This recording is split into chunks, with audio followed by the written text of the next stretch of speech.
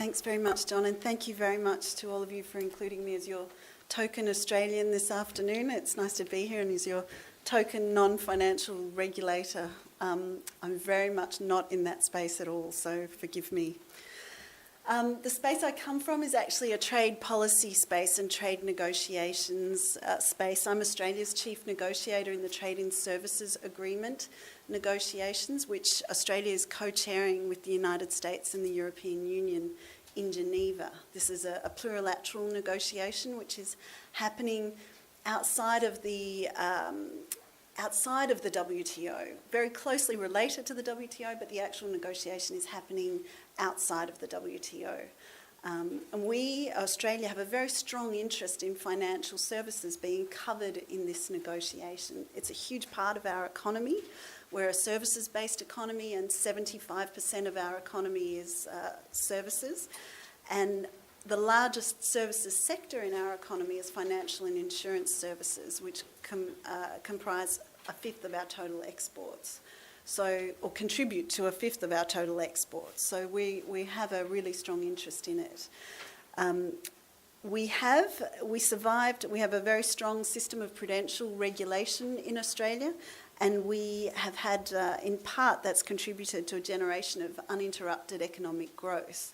And it helped us to weather the GFC and some of the turmoil in our neighbourhood, in financial markets in our neighbourhood. That's where we come to the TISA and financial services. That's where our interest in financial services in the TISA comes from.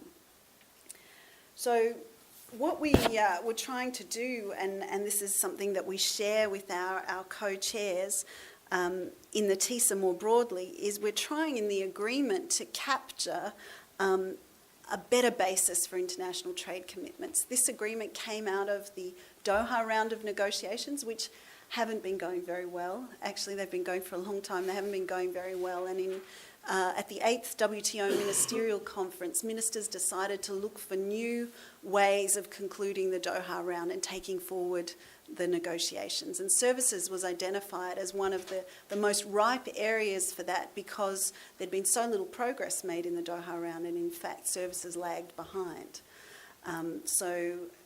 It was decided amongst a group of willing WTO members, there were 16 of them, to start a services negotiation outside the WTO. We would have preferred to do it inside the WTO, but the politics of it weren't right at that time. So we took it outside of the room, and we've grown from 16 to 24 parties since then, which is 51 WTO members. So it's almost a third of the WTO membership involved in this negotiation. And it's 2/3 of world services trade and 70% of global GDP. So it's a significant group of countries.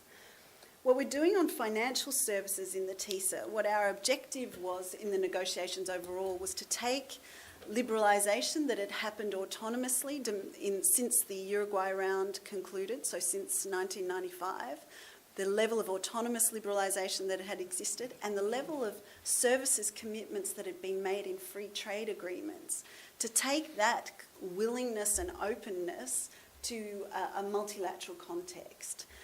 And we thought that what we would be able to do was to negotiate a high ambition services agreement that was comprehensive in scope, that would be designed so that it would attract very broad participation. So eventually the idea being that the whole WTO membership would want to join. And something that was designed so that it would fit back into the multilateral system at a moment when multilateral negotiations would be ready to accommodate a services negotiation again. So on financial services, our starting point was actually to pick up from where the Uruguay round left off. We actually wanted to have all parties to the TISA subscribe to the WTO understanding on financial services. As some of you might know, this was a voluntary agreement that was developed shortly after the conclusion of the Uruguay round. So there's no obligation on WTO members to take up the standard in the financial services understanding. And not all WTO members have done that. In fact, even amongst the group of the willing, only about half of the TISA parties had subscribed to the standard. So it was a fairly, a standard which had been in existence since 1995, but only half of the most advanced services economies had signed on to it. It had a lot of concepts in it which were still very relevant and useful in a trade context. So it included a standstill on new restrictive measures and market access. A standstill meaning that you couldn't put in place any new restrictions. It included a clear list of financial services subsectors on which members agreed to make cross-border commitments, trade across borders. And it included some strong non-discriminatory provisions. So by non-discriminatory meaning that you would treat the players in your market the same as you would treat your own services providers.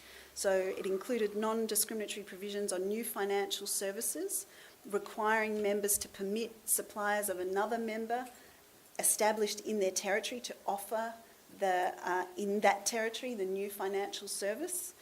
It included provisions on monopoly rights, requiring members to endeavour to eliminate them or reduce their scope.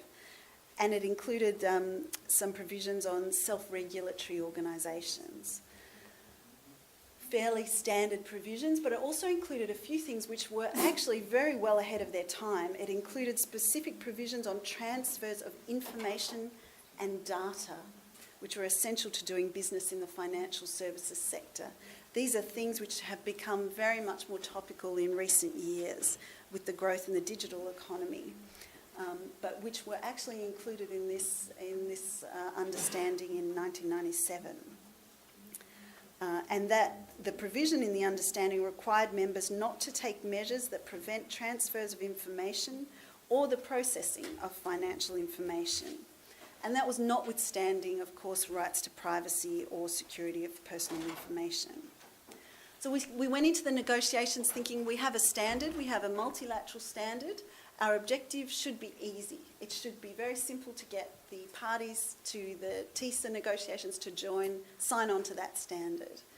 But what we found out in the process of the TISA negotiations was that actually not all WTO members who had signed on to the understanding understood it or interpreted it in the same way. So about 6 months ago, we realised actually that we were going to have to update the standard in the financial services understanding if we were going to be able to create an effective standard for incorporation into the Trade in Services Agreement.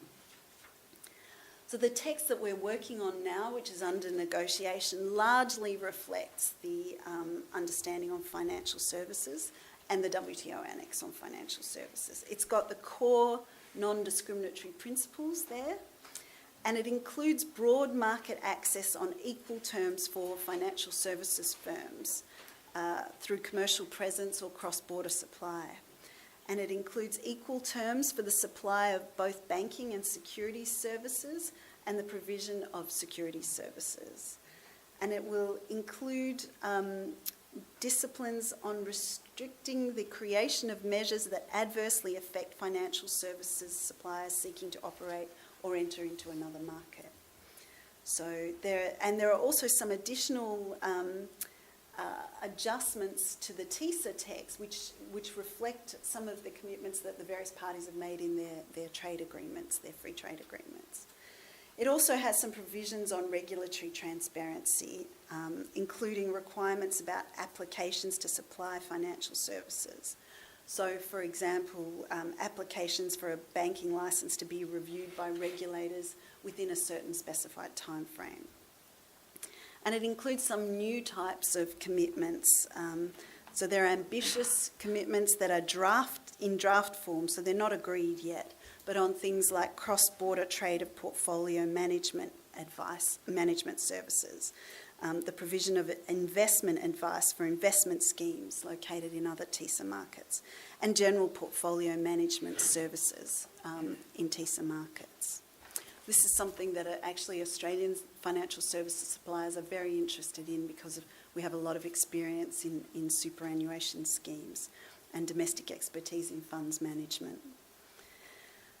So I think, I won't talk too much about the way in which parties make commitments in the TISA.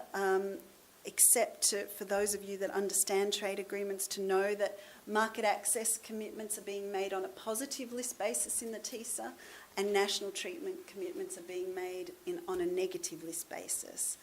And that's the same for financial services. So we're hoping actually that in the July round of negotiations, which Australia will chair in Geneva in the week beginning of the 6th of July, that we'll actually be able to make a lot of progress on the chapter on financial services such that the text will be largely stabilised and only the most difficult political issues will remain. So we think it's actually the financial services text, because we're building on an existing international standard, will actually be a marker of how far TISA parties are prepared to go in this plurilateral negotiation. And hopefully we'll develop a standard that we could feed back into the broader multilateral WTO negotiations in the future. Thank you. Thanks.